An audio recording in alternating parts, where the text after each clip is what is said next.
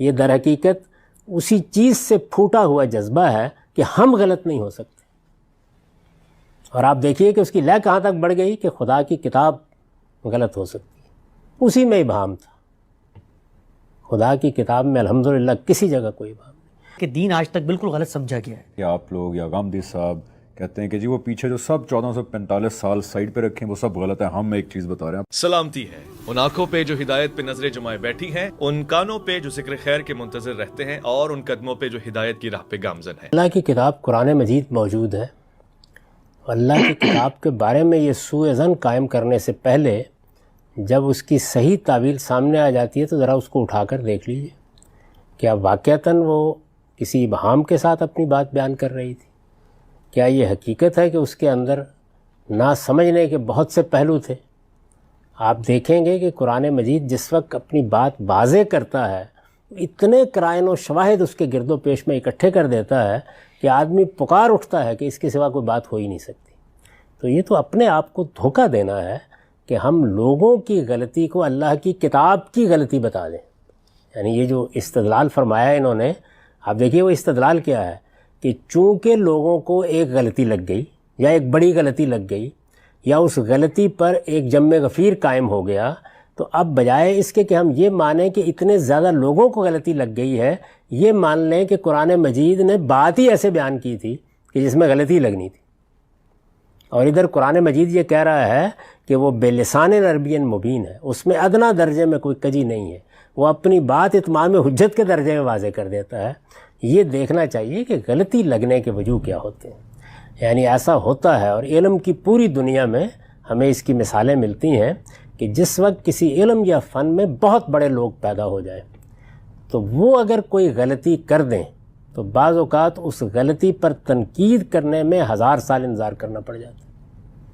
آپ دیکھیں کہ ارسطو نے جو محل استوار کیا تھا علم کا، دانش کا، اس کے اوپر کم و بیش 1000 سال تک نقد نہیں ہو سکا، بلکہ پوری مذہبی ٹریڈیشن جو اس کے بعد قائم ہوئی اور جس کے تحت ایک بڑی سلطنت وجود میں آ گئی اور دنیا کی سب سے بڑی مذہبی جمعیت اس سے وجود میں آئی، کیتھولک مسیحیت، سب کے سب اسی کے قائل ہوئے. تو کیا کہیں گے آپ؟ اچھا، سیدنا مسیح علیہ السلام کے بعد سینٹ پال نے مسیحیت کی ایک تعبیر کی، وہ تعبیر آہستہ آہستہ رائج ہو گئی. اس تعبیر کی کوئی ادنا درجے میں آپ کو علامت نہ انجیل میں ملتی ہے نہ تورات میں ملتی ہے.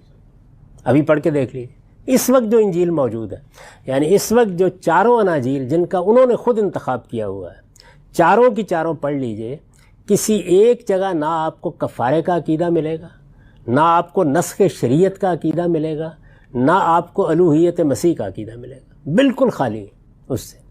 اس کے باوجود وہ چیز رائج ہوئی، اس بڑے پیمانے پر رائج ہوئی کہ ہزاروں لوگ اس کے قائل ہوئے. بہت بڑے بڑے سینٹ، یعنی ان کے علم میں کوئی کمی نہیں ہے، وہ اس کے مبلغ بنے، اس پر انہوں نے کتابیں لکھیں.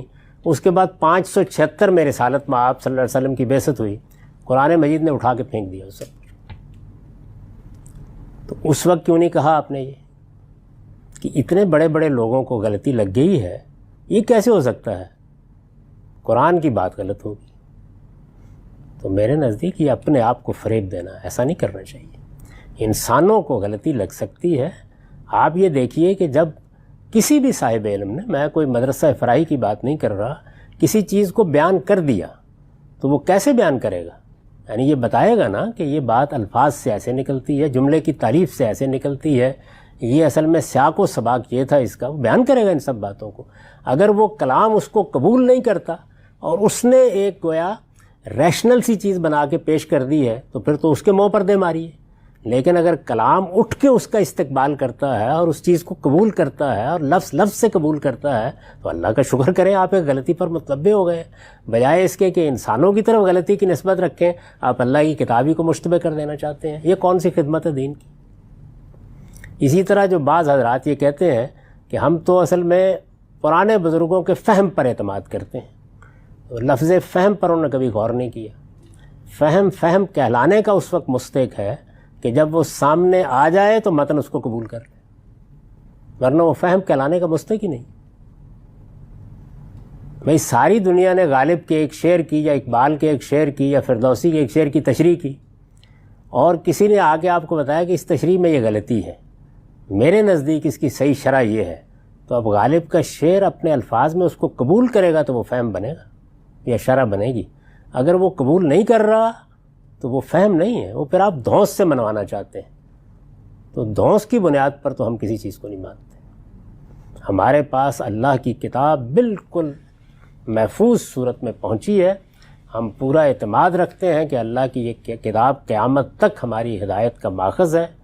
اس کے الفاظ اس کو قبول کریں گے تو مانیں گے، نہیں قبول کریں گے تو ہم اللہ کی کتاب کے پابند ہیں، کسی جم غفیر کے پابند نہیں ہیں. اس طرح کے لوگ جو یہ استدلال قائم کرتے ہیں، یہ بتائیں مجھے ذرا کہ اس وقت دنیا میں رسول اللہ صلی اللہ علیہ وسلم کی بعثت کے باوجود 2.5 ارب سے زیادہ کیتھولک مسیحیت ہے. حق پر ہیں، صحیح جگہ پر ہیں، ٹھیک دین سمجھے ہوئے ہیں. اس لیے لوگوں کو مت پیش کریں، کوئی حیثیت نہیں ہے اس بات کی. یہ در حقیقت وہی بات ہے جس کو قرآن نے یہ کہا ہے فلا تزکوا انفسکم، یعنی ہم 2.5 ارب مسیحیوں کی طرف دین کی غلط تعبیر کی نسبت کر دیتے ہیں، اپنے لوگوں کی طرف کرنے کے لیے تیار نہیں، اور چند فروعی مسائل میں کرنے کے لیے تیار نہیں ہیں. وہاں پر پورا کا پورا دین الٹ گیا. یعنی آپ اندازہ کریں اتنی بڑی تعداد میں، اور کیا آپ کے خیال میں وہاں ذہین لوگ نہیں پیدا ہو رہے ہیں؟ بڑے بڑے علماء نہیں پیدا ہو رہے ہیں؟ اس وقت بھی ہو رہے ہیں.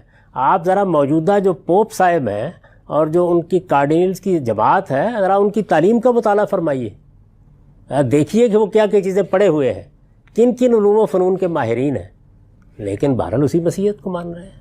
تو اس لیے کسی روایت اور ٹریڈیشن کے اندر کھڑے ہو کر بعض اوقات ایک غلطی ٹریول کرتی چلی جاتی ہے، اور دنیا کی پوری تاریخ بتاتی ہے کرتی ہے. اس کے بعد آپ سائنس میں دیکھیں کہ کیا صورت پیدا ہوئی، یعنی عدالتیں لگ گئیں، لوگوں کو اپنی کتابیں واپس لینی پڑیں. کیا چیز تھی وہ جو پادری حضرات بیٹھے ہوئے تھے گلیلیو کا مقدمہ سننے کے لیے؟ وہ کوئی سائنس کے ماہرین تھے؟ وہ ایک روایت کی پاسداری کر رہے تھے اس وقت بیٹھے ہوئے، لیکن وقت نے ثابت کر دیا کہ بات اسی کی ٹھیک تھی. تو میرے نزدیک یہ کوئی دلیل ہی نہیں ہے. اگر یہ دلیل ہے تو پھر یہ کیتھولک مسیحیت کے حق میں بھی استعمال ہونی چاہیے، یہ ہندوؤں کے جلیل القدر لوگوں کے حق میں استعمال ہونی چاہیے. آپ دیکھیے کہ ہندو فلسفے کے اوپر جن لوگوں نے کتابیں لکھی ہیں، یہ حقیقت ہے کہ حیرت زا علم ہے ان کا. یعنی اگر قرآن مجید ہمارے پاس موجود نہ ہو تو تردید نہیں کر سکتے آپ اس کی.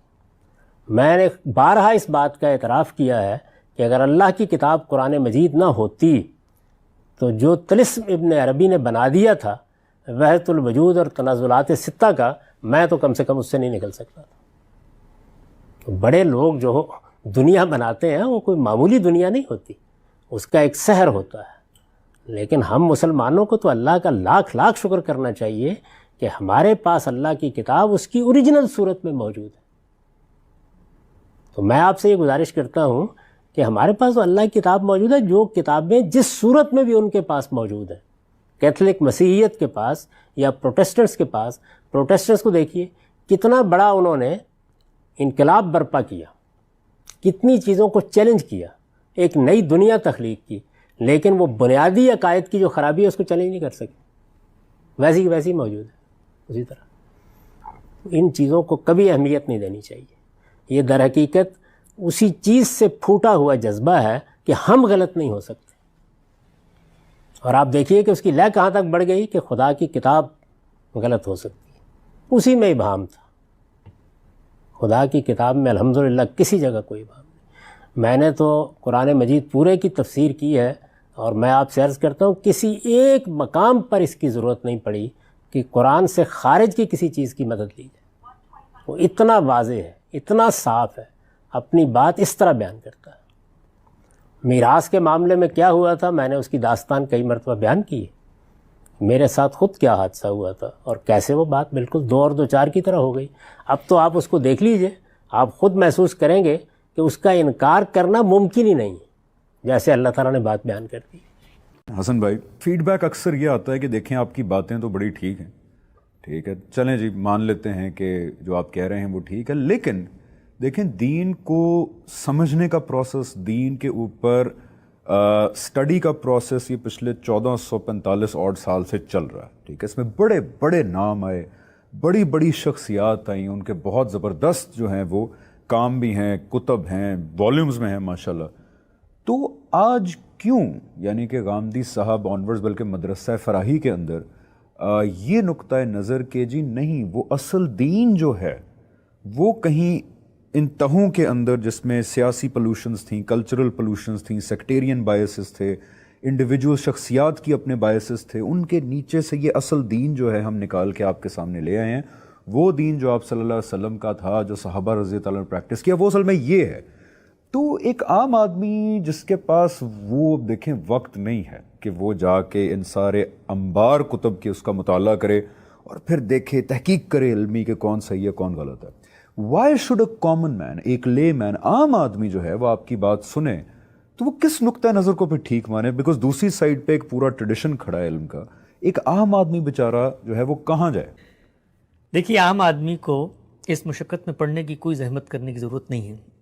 आम आदमी को जो दीन के मुतालबात उस तक पहुँचे हैं वो हमारे यहाँ भी हुई हैं, जो पूरी दुनिया के उलमा के यहाँ हैं। जो सवाद आज़म है, जिसको आप कहते हैं पूरा का पूरा जमहूर है, उम्मत का इजमा है, दीन के पॉजिटिव अहकामात में हम कहीं उनसे मुख्तलिफ नहीं खड़े हुए।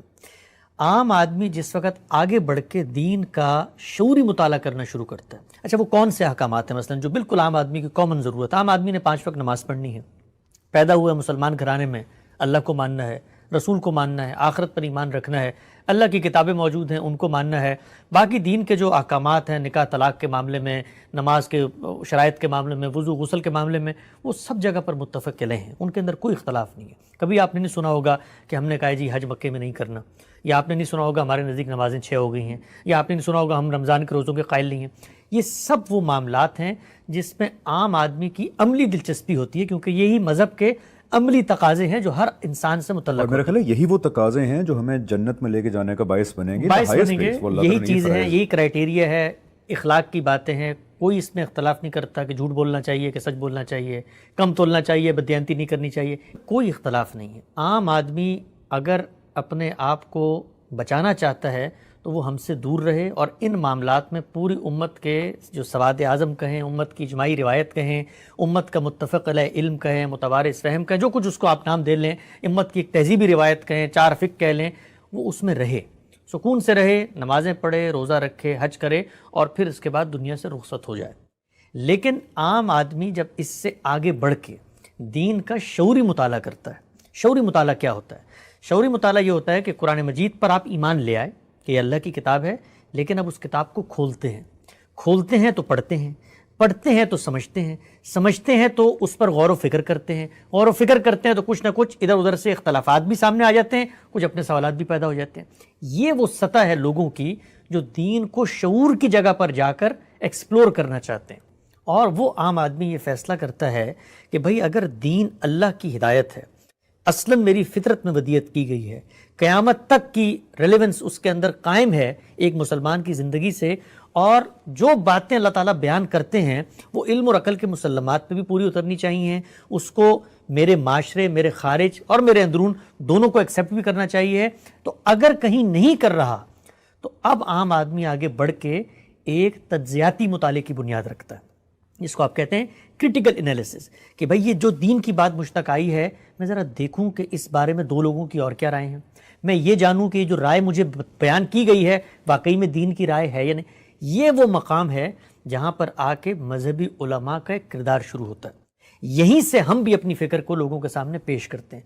हमने कभी नहीं कहा कि जी आए हम आपको बताते हैं कि नमाज़ें 5 आज हमने दरियाफ़्त कर ली, ये अल्लाह पर ईमान लाना है और रसूलों पर ईमान लाना है और ये रसूल है और ये फरिश्ते हैं, ये हमने कभी नहीं कहा। ये दीन के वो अवामिर हैं, नवाही हैं जो मुसल्लमा है, जहाँ पर हम दाखिल होते हैं इस पूरे के पूरे दुनिया के स्टेज पे। वो ये है कि मज़हब का जब आप शऊरी मुताला करते हैं तो फिर कुरान है उसको समझा जाएगा, सुन्नत है उसको समझा जाएगा। ये सबसे बुनियादी सवाल कि जिस दीन को मैं दीन कह रहा हूँ वो अखज़ कहाँ से किया जाता है, वो मौजूद कहाँ है, वो पाया कहाँ जाता है, उसको समझने के उसूल क्या हैं। ये है इल्म की रिवायत का आगाज़। आपने एक सवाल पूछा था कि 1400 साल तक इस पर काम होता रहा, आज आप लोगों को क्या ज़रूरत पड़ी कि आप लोग आकर एक नई फ़िक्र पेश कर रहे हैं? क्यों होता रहा काम? अल्लाह के रसूल तो दीन मुकम्मल करके दुनिया से रुखसत हो गए। चले साहबा आपके साथी थे, उन्होंने आपकी आरा लोगों तक पहुंचा दी। इमाम मालिक क्यों पैदा हुए? امام شافعی کیوں پیدا ہوئے؟ امام حنیفہ کیوں پیدا ہوئے؟ سفیان ثوری کیوں پیدا ہوئے؟ ابن تیمیہ ابن قیم کیوں پیدا ہوئے؟ شاہ ولی اللہ کیوں پیدا ہوئے؟ یہ ہمارے بر صغیر کے اندر مفتی شفیع کیوں پیدا ہوئے؟ آج کے دور میں باقی علماء کیوں پیدا ہو رہے ہیں؟ کیوں کام کر رہے ہیں؟ کیوں تحقیق کر رہے ہیں؟ کیا وہ یہ کہہ رہے ہیں کہ آؤ تم لوگوں کو نیا دین بتاتے ہیں؟ نہیں، دین اپنی جگہ پہ موجود تھا. دین کو جب آپ سمجھنے کا آغاز کرتے ہیں، دین کی انٹرپریٹیشن کرتے ہیں، سب سے پہلا مسئلہ تو عام آدمی اگر پوچھے گا نا بھائی یہ جو آیت آپ پڑھ کے سنا رہے ہیں مجھے نماز میں، اس کا ٹرانسلیشن کیا ہے؟ تو کوئی عالم اس کی ٹرانسلیشن کرے گا نا. وہ کرنے کے لیے عربی زبان سیکھے گا، سیکھنے کا عمل انسانی سطح پر ہوگا. تو یہ ساری کی ساری جو امت کی ایک علمی روایت ہے، یہ لوگوں کو سمجھنا چاہیے کہ یہ کوئی نیا دین نہیں پیدا کر رہی. دین موجود ہے، وہ سورسز میں موجود ہے. اس کو سمجھنے کے ایک پروسیس کا، اس کو سمجھنے کے ایک سلسلے کا آغاز کر رہے ہیں. ہر آدمی اپنے فہم کے مطابق، اپنے نقطہ نظر کے مطابق دین کی ایک انٹرپریٹیشن بیان کر رہا ہے. ہم یہ بھی نہیں کہتے کہ ہمارے بعد یہ حق چھن جانا چاہیے. لوگ آگے بڑھیں اور خود ہماری انٹرپریٹیشن کو چیلنج کریں. یہ نہیں کریں گے تو علم کا سفر آگے نہیں بڑھے گا. علم کا سفر کیا ہوتا ہے؟ مثال دیتا ہوں میں آپ کو. مذہب آپ کے سامنے ہے، قرآن آپ کے سامنے ہے. آپ سب سے پہلے جو احکامات اس میں موجود ہیں ان کی حقیقت کو دریافت کرتے ہیں، ان کی علت کو دریافت کرتے ہیں. اس لیے کہ انسانی عقل یہ تقاضا کرتی ہے کہ جو حکم اس کو دیا جائے اس کی حقیقت کو پہچانے، اس کی وجہ کو پہچانے. جب آپ یہ کام کرتے ہیں تو آپ ایک کلیکٹیو وزڈم کے ساتھ مشاہدہ کرتے ہیں چیزوں کا، انسانی فطرت پہ نظر ڈالتے ہیں. آپ کے حواس کے ظاہری اور باطنی حاصلات اور آپ کے عقلی استنباط کے جو نتائج ہیں ان کو سامنے رکھ کے ریلیونس دیکھتے ہیں دین کی. تو یہ ایک فطری عمل ہے. ہم لوگوں نے کیا کیا؟ ہم لوگوں سے مراد ہم تو ابتدائی طالب علم ہیں. یہ اس مکتب فکر کا آپ نے اشارہ کیا کہ جو کچھ امت کی علمی روایت موجود تھی اس کو اپنا سرمایہ، اس کو اپنا سرمایہ افتخار بلکہ کہنا چاہیے کہ وہ جاویداں، وہ زندہ، اچھا آسان کر دیتے ہیں. سرمایہ افتخار کا مطلب یہ ہے کہ وہ ہمارے لیے باعث فخر ہے. اس لیے کہ علم آج کے دور میں پیدا نہیں ہو رہا. میں آج کے دور میں بیٹھ کے پہیہ ایجاد نہیں کر رہا. میرے سامنے ایک پورا کا پورا پس منظر ہے ٹیکنالوجی کا، لوگوں کی زندگیوں کا، حقائق کی دریافت کا. میں اس کی بنیاد پر کچھ نئی چیزوں کی بنا ڈال رہا ہوں. نئی چیزوں سے مراد یہ ہے کہ وہ حقائق سامنے رکھ کے میں اپنے غور و فکر کا آغاز کر رہا ہوں. تو یہ جتنی پوری روایت ہے 1400 سال کی، اس کے کندھوں پر ہم کھڑے ہوتے ہیں. ہم اس کی نفی نہیں کرتے. ہم یہ نہیں کہتے کہ دین آج تک بالکل غلط سمجھا گیا ہے. یہ بہت امپورٹنٹ پوائنٹ ہے، بیکاز اکثر یہی کہا جاتا ہے کہ آپ لوگ یا غامدی صاحب کہتے ہیں کہ جی وہ پیچھے جو سب 1445 سال سائڈ پہ رکھیں وہ سب غلط ہے، ہم ایک چیز بتا رہے ہیں. آپ کو ایسا نہیں ہے. دیکھیے ایسا اس لیے نہیں ہے کہ ہم تو آج مثال کے طور پہ قرآن مجید کے ایک آیت کا ترجمہ کرنے کی صلاحیت نہیں رکھتے اگر ہمارے پیچھے یہ پورا صدیوں کا علم نہ ہو. یعنی یہی علم ہے کہ جس نے قرآن، اس کے متعلقہ علوم، سب سے بڑھ کے اس کی زبان کو محفوظ کیا ہے، اس کے محاوروں کو محفوظ کیا ہے، وہ بات کیسے کرتا ہے، وہ تاریخی پس منظر کیا ہے، اس کو محفوظ کیا ہے. ہم تو اس کے سہارے پہ کھڑے ہو کے غور و فکر کا آغاز کرتے ہیں. ان دو چیزوں کو بالکل الگ الگ کر کے سمجھنا چاہیے. یہ ہے سیکولر استفادہ. سیکولر استفادہ اس معنی میں کہ میں علوم کے بارے میں داخل نہیں ہو سکتا کسی نئی تحقیق میں جب تک میرے پیچھے اس کی ہسٹری موجود نہ ہو. مثال کے طور پہ آج ہم حدیث پہ کام شروع کرنا چاہتے ہیں تو حدیث کو سمجھنے کے لیے سب سے بنیادی ضرورت یہ ہے کہ جن لوگوں نے بیان کیا ہم ان کی تحقیق کریں، ان کے بارے میں جانیں. تو ہمارے پاس تو کوئی ذریعہ علم ہی نہیں ہے جن کے بارے میں جاننے کا. وہ آج سے 1300 سال پہلے سمرقند اور بخارا کی گلیوں میں اگر کسی بندے نے کوئی روایت بیان کی ہے، میں کیسے جانوں گا اس کو؟ تو یہ ماضی کا علم ہے، ماضی کی روایت ہے جو مجھے وہ سہارا دیتی ہے کہ میں دین پہ غور و فکر کا آغاز کروں. لیکن کیا یہ روایت اتنی احسان مند ہونے کے باوجود مجھ سے یہ منوا سکتی ہے کہ محض روایت کے زور پہ، محض اس وجہ سے کہ اس نے مجھے سہارا دیا، اس نے علوم منتقل کی، اس میں بڑے اباقر علماء پیدا ہوئے، اس میں نابغہ روزگار شخصیات پیدا ہوئیں، ہزاروں کی تعداد میں کتابیں لکھی گئیں، اب میں کوئی بھی رائے قائم کروں گا تو وہ ان کے مطابق ہونی چاہیے، ان کی رائے سے اس میں اختلاف کی گنجائش نہیں ہے. اچھا یہ اصول اگر میرے لیے ہے تو مجھ سے پہلے علماء کے لیے کیوں نہیں ہے؟ اگر انہوں نے اختلاف کیا، اور ظاہری بات ہے کیا، ہمارے عام طور پر جو بات بیان کر دی جاتی ہے کہ امت کے اندر تو ایک ہی نقطہ نظر تھا، یہ کہانی کہاں سے سنائی جاتی ہے؟ بھائی امت کے اندر پوری کی پوری امت میں دو اختلافات موجود ہیں. اہل تشیع کی الگ روایت موجود ہے، اہل سنت کے اندر 4 مکاتب فکر موجود ہیں، ان کے علماء کے اصول مختلف ہیں دین کو سمجھنے کے. بڑے بنیادی مسائل پہ آپس میں بنیادی مسائل پہ اختلاف رکھتے ہیں. ان کے اختلاف کے اوپر صدیوں کی علمی روایت وجود میں آئی ہے. ان کو جب اقتدار ملا تو اس کو دنیا میں نافذ کیا گیا ہے. یہ سب کچھ رہا ہے دنیا میں. ایسا بالکل نہیں ہے کہ ایک ہی، اور ایسا ہونا بھی نہیں چاہیے تھا. اگر ایسا ہوتا تو یہ زیادہ چنبے کی بات ہوتی. کیوں؟ اس لیے کہ جہاں پر انسان ہوں گے، جہاں پر عقل شعور کے ساتھ کسی چیز کو جاننے کا عمل ہوگا وہاں پر اختلاف بھی ہوگا، وہاں نقطہ نظر میں تفاوت بھی ہوگا۔ ہمارے بڑے ہی عہد کے بہت بڑے عالم تھے مفتی شفیع علیہ رحمہ، یہ ان کی تفسیر بھی یہاں پڑھی معرف القرآن کے نام سے، انہوں نے ایک بڑی خوبصورت بات کہی۔ انہوں نے کہا کہ اگر کہیں پہ انسان جمع ہیں اور کسی معاشرے میں رہتے ہیں لیکن ان میں کوئی اختلاف سامنے نہیں آتا تو اس کی دو ہی وجوہات ہو سکتی ہیں۔ پہلی یہ کہ ان سب لوگوں نے اپنی عقل کو کسی پوٹلی میں ڈال کے دریا برد کر دیا، یا وہ سب کے سب منافق ہیں، وہ چھپا رہے ہیں اپنے اختلاف کو، اس لیے کہ جہاں آپ رہتے ہیں، سوچتے ہیں، غور و فکر کا عمل ہوتا ہے، اس سے اختلاف پیدا ہوتا ہے۔ یہ اختلاف مفارقت یا ایک دوسرے سے دور ہونے کا نام نہیں ہے، یہ اختلاف راستے کو جاننے کا نام ہے، راستے کی نئے نئے زاویوں سے اس کو ایکسپلور کرنے کا نام ہے۔ تو امت کی جو علمی تاریخ ہے، میں اس کو بتانا چاہتا ہوں اپنے نوجوانوں کو بھی جو آج کل دین سے متاثر ہو کے یا غامدی صاحب کی فکر سے متاثر ہو کے اپنے اندر ایک شدت آمیز جذبہ رکھتے ہیں ماضی کی علمی روایت کے خلاف، یہ بالکل غلط ہے۔ ہمارا افتخار ہے علماء، پوری کی پوری امت کی علمی روایت ہم نے اس کو سامنے رکھ کے دین پر غور و فکر کا آغاز کیا ہے، اور آغاز کے بعد پھر کچھ نتائج ہیں جن میں ان سے ہمارا اختلاف ہو گیا۔ بالکل